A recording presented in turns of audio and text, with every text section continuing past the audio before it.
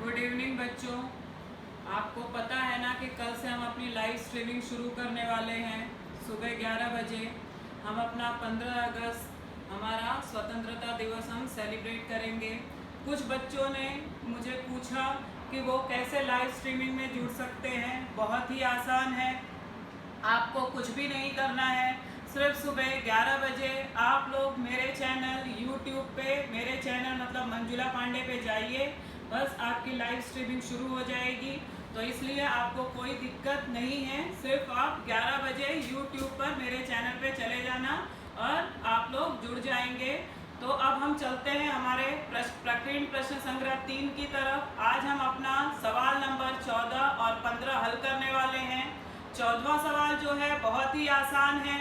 दो सर्वांगसम जीवाएं दी गई हैं, केंद्रीय कोण दिया है और कुछ चापों के माप हमें ज्ञात करने हैं। तो हमें पता है कि अगर जीवाएं सर्वांगसम होती हैं तो उनके द्वारा जो चाप निर्मित होते हैं वो भी सर्वांगसम होते हैं, और अगर केंद्रीय कोण का माप दिया है तो उसके द्वारा अंतखंडित चाप का माप भी वही होगा।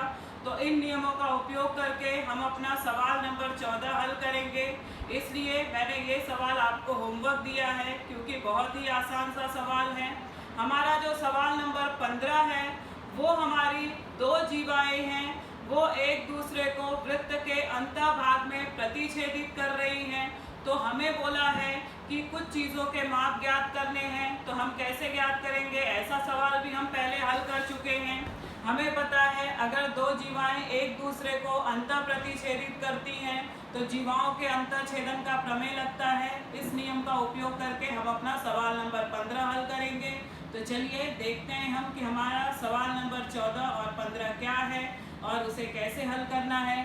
तो जो मेरा सवाल है, मेरा सवाल नंबर 14 हमको दिया है कि संलग्न आकृति में, 14वां सवाल क्या है, संलग्न आकृति में ओ केंद्र वाले वृत्त में रेख PQ तथा रेख RS सर्वांगसम जीवाएं हैं। ये हमें दिया है, दो जीवा सर्वांगसम है। यदि कोण POR, ये जो कोण है ये केंद्रीय कोण है, कोण POR बराबर 70 अंश तथा मेजरमेंट चाप RS बराबर 80 अंश, तो हमें इन चापों के माप ज्ञात करने हैं। कौन कौन से चाप हैं? मेजरमेंट चाप PR, दूसरा मेजरमेंट चाप QS और तीसरा मेजरमेंट चाप QSR। तो आकृति से पहले हम समझ लेंगे, उसके बाद आप लोग ये सवाल हल करना। मैं तो आपको सब समझा ही दे रही हूँ कि क्या लिखना है। ओ केंद्र वाला एक वृत्त है, मेरी जीवा PQ सर्वांगसम है जीवा RS से। अगर जीवा सर्वांगसम है तो मेरा चाप जो RS होगा वो सर्वांगसम होगा PQ से। अब RS का माप हमको 80 दिया है तो ये चाप PQ का माप भी 80 मिल जाएगा। और हमको कोण POR, इस कोण का माप दिया है, केंद्रीय कोण है 70 अंश का। तो अगर ये 70 है तो हमको चाप जो है PR ये भी 70 अंश का मिल जाएगा। तो अब हमें क्या क्या ज्ञात करना है? पहला चाप हमको क्या ज्ञात करना है? PR। तो हम बोलेंगे ये कोण का माप 70 है, इसलिए इस चाप का माप भी 70 होगा, केंद्रीय कोण है। दूसरा हमको चाप कौन सा ज्ञात करना है? QS। अब QS हमको कैसे मिलेगा? ये हमारा क्या दिया है? 80 दिया है, ये हमने 70 निकाला, ये भी हमको 80 मिलेगा क्योंकि जीवाएं सर्वांगसम है।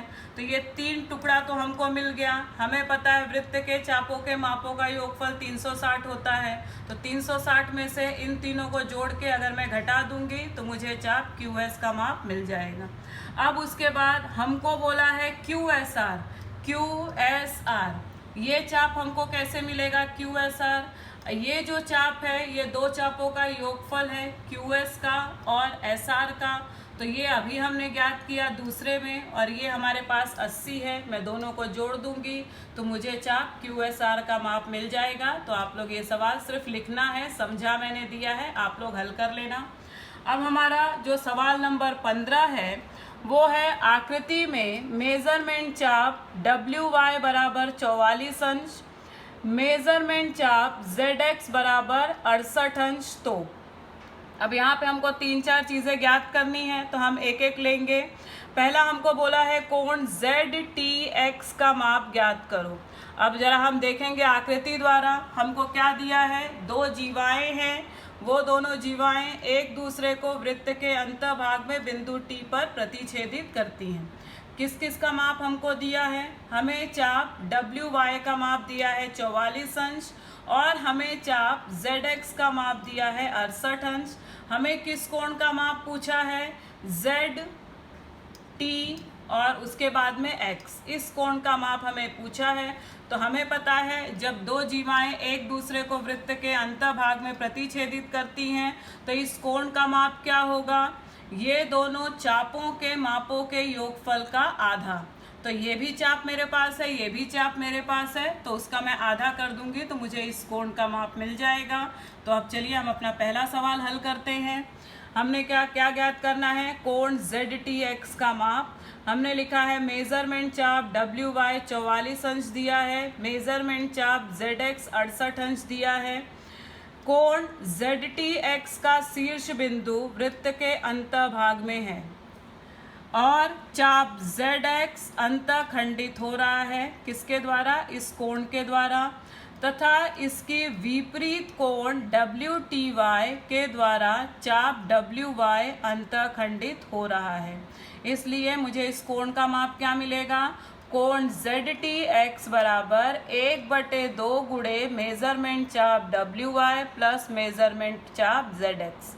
तो इन दोनों का माप मेरे पास है 1/2 गुणे WY का माप है 44 और उसके बाद में इसका माप हमको क्या दिया गया है? ZX का 68। यहाँ पे ये धन है हमारा, तो ये हमारा क्या हो जाएगा कि हम इन दोनों को जोड़ देंगे तो 1/2 गुणे 112 हमको मिलेगा। तो यहाँ पे 1/2 गुणे 112, 2 से अगर हम इसे काटेंगे तो 2 पचे 10, एक हाथ से, फिर उसके बाद 2 छंग 12, तो हमको इस कोण का माप मिल जाएगा 56 अंश, जो कि है कोण ZTX का माप। तो हमारा पहला सवाल हल हो गया।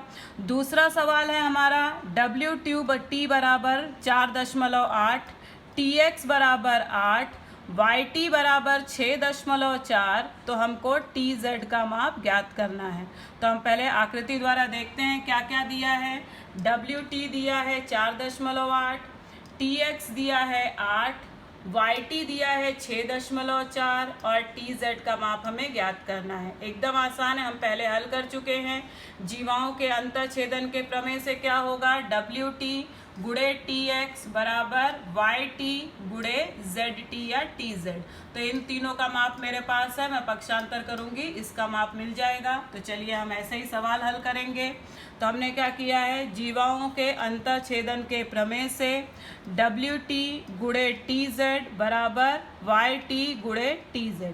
तो ये हमको माप कितना दिया है? 4.8। TX का माप है 8, तो 4.8 गुणे 8 बराबर YT का माप है 6.4 गुणे TZ नहीं पता है, इसको ऐसे ही रखा। अब यहाँ पे 6.4 को मुझे हटाना है, यहाँ ये गुणे में इधर बटे में हो जाएगा। तो 4.8 गुणे 8 बटे 6.4 बराबर TZ। अब यहाँ भी एक के बाद दशमलव है, यहाँ भी एक के बाद दशमलव है, तो आप डायरेक्ट दशमलव को हटा सकते हो, नहीं तो आप ऊपर और नीचे 10 का गुणा करोगे और 10 आपका कट जाएगा। दोनों तरीकों में से जो आपको अच्छा लगे कर सकते हैं। तो मैंने डायरेक्ट दशमलव को हटाया है, तो यहाँ पे 4.8 की जगह हो गया 48 गुणे 8 बटे 64। अब हम इसे कट करेंगे, 8 एकम 8, 8 अठे 64, फिर उसके बाद यहाँ 8 बचा, 8 एकम 8, 8 छंग 48, तो हमको TZ का माप मिल जाएगा 6। तो हमारा दूसरा सवाल भी हल हो गया। अब हमारा जो तीसरा सवाल है वो हमको क्या दिया है? WX का माप 25 दिया है, YT का माप 8 दिया है, YZ का माप 26 दिया है और WT का माप ज्ञात करना है। तो हम आकृति से एक बार फिर से देख लेते हैं। हमको क्या क्या दिया है? पूरा WX दिया है, तो पूरा अगर WX दिया है हमको, तो हमको क्या ज्ञात करना है? अभी पहले जब इसके पहले वाला जो सवाल था उसमें मुझे टुकड़े टुकड़े में दिया था, मैंने आसानी से हल किया, मगर यहाँ पे जब पूरे का माप दिया है, WT का ज्ञात करना है, तो मैं इसको X मान लूँगी। अगर ये X है, ये मेरा पूरा कितना दिया है हमको? 25। अगर ये X है तो ये क्या हो जाएगा? 25 ऋण X हो जाएगा, तो ये दोनों मुझे मिल जाएंगे। फिर उसके बाद YT मुझे दिया है 8 और उसके बाद हमको क्या दिया है, पूरा YZ का माप दिया है 26। तो अब YT दिया है, YZ दिया है, तो मैं YZ में से YT को घटा दूंगी तो मुझे TZ मिल जाएगा। तो ये TZ का माप हो जाएगा, ये मेरे पास है, ये X है, ये 25 ऋण X है। सबका मान लेके हल करूंगी तो मुझे वर्ग समीकरण मिलेगा, उसको हल करूंगी तो मुझे X के 2 मान मिलेंगे। तो हमको जब X का मान मिल जाएगा तो हम बोलेंगे यही मेरा मान WT का है। तो चलिए हम देखते हैं अपना सवाल नंबर तीसरा। हमने लिखा है YZ बराबर YT प्लस TZ, YTZ एक रेखीय है। YZ दिया है 26 बराबर YT दिया है 8 धन TZ।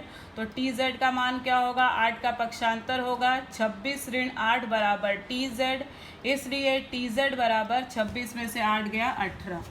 अब मैंने आपको बोला था WT ज्ञात करना है तो हम उसको X मानेंगे। तो मानो WT बराबर X, WX बराबर WT प्लस TX, WTX एक रेखीय हैं। तो WX का माप हमको 25 दिया है बराबर WT हमने X माना धन TX। तो अब हम क्या करेंगे, इसका पक्षांतर करेंगे तो 25 ऋण X बराबर हमको TX का माप मिल जाएगा। अब दो जीवाएं अंतःछेदित करती हैं, इसलिए जीवाओं के अंतःछेदन के प्रमेय से WT गुणे TX बराबर YT गुणे TZ। तो हमने ये इसका गुणनफल लिख लिया। अब एक एक का मान रखेंगे। WT हमको कितना दिया है X गुणे TX हमने कितना निकाला 25 ऋण X बराबर YT कितना दिया है हमें 8 गुणे हमको TZ कितना दिया है 18। तो हमारा ये मान हो गया। अब हम क्या करेंगे, पहले तो x का गुणा करेंगे, x गुणे 25 हो जाएगा, फिर ऋण का चिन्ह है x गुणे x का वर्ग बराबर 18 गुणे 8 144। अब मैं सबको एक तरफ लेके जाऊंगी तो यहाँ x वर्ग ऋण में है तो मैं इस तरफ नहीं लाऊंगी, मैं उधर पक्षांतर करूंगी। तो मेरा x यहाँ x वर्ग ऋण में है, इस तरफ जाएगा तो धन x वर्ग हो जाएगा। यहाँ 25 धन में है, उधर जाएगा तो ऋण में हो जाएगा, और 144 तो वहीं धन में है वैसे ही रहेगा। तो मुझे समीकरण क्या मिलेगा, x वर्ग ऋण 25x धन 144 बराबर 0। अब मुझे 144 का ऐसा गुणनखंड ज्ञात करना है जो कि जोड़ने या घटाने पे ऋण 25 के बराबर हो। तो 16 नवा 144 होता है, और 16 को मैं 16 और 9 जोड़ दूंगी तो 25 होगा, और ऋण 16 ऋण 9 करूंगी तो ऋण 25 हो जाएगा। तो वही मैं ऋण 25 की जगह क्या लिखूंगी, ऋण 16 ऋण 9। तो देखिए हमने कैसे हल किया है, x वर्ग ऋण 25x की जगह ऋण 16x ऋण 9x धन 144 बराबर 0। अब इन दोनों में x कॉमन है, x को बाहर ले लिया मैंने। यहाँ x वर्ग से 1x गया तो 1x बच गया, ऋण का चिन्ह वैसे ही रहेगा, यहाँ से x गया तो खाली 16 बचा। अब यहाँ ऋण है, हम ऋण लगाएंगे। 9 के 144 का गुणनखंड है मेरा ये 9, तो 9 दोनों में आ गया, 9 को मैंने कॉमन ले लिया, यहाँ से 9 गया तो मुझे क्या मिलेगा x। अब मैंने ऋण बाहर निकाला इसलिए मेरा ये धन का चिन्ह भी ऋण में बदल जाएगा, और अगर 9 का इसमें 9 मैंने कॉमन ले लिया तो 16 नवा 144 होता है तो मुझे 16 मिलेगा। तो यहाँ पे x ऋण 16 बराबर 0।